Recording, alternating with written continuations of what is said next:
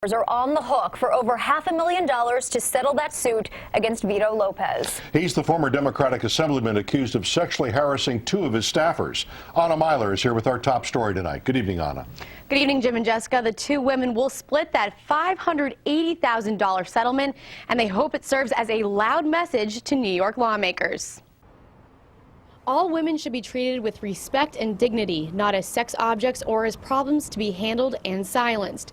That was the message from two former legislative staffers as they accepted a $580,000 settlement in a lawsuit they filed against former Assemblyman Vito Lopez, claiming he sexually harassed them. I think this episode proves it is not acceptable, and you will be taken to task, and you will cost the taxpayers if indeed this happens. Lopez will pay $35,000 to the women, while New York taxpayers fork over $545,000 more. This was a lot of money that the state can't afford. I'd rather see it go to education. I'd rather see it go to health care. I'd rather see it go to infrastructure repair than have to go in a settlement of a court case. But if that's what it takes, let's all agree that this should never, ever happen again.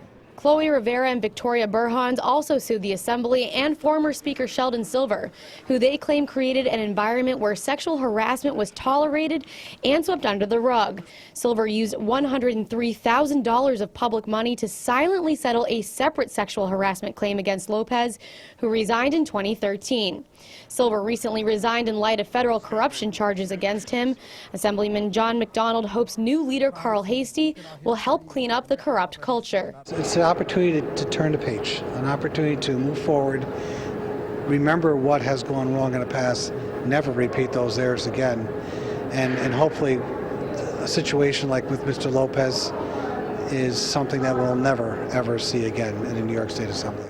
And Barbara Bartoletti hopes more women will break through Albany's glass ceiling. And we have seen women legislators actually beginning to have an influence within the conference and within the actual culture of Albany, saying you can't treat my interns that way, you can't treat my staff that way. And it's going to take a little bit of time.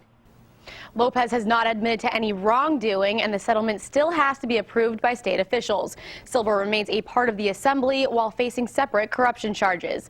Reporting live, Anna Myler, News Channel 13. Back to you, Jim. Thanks, Anna.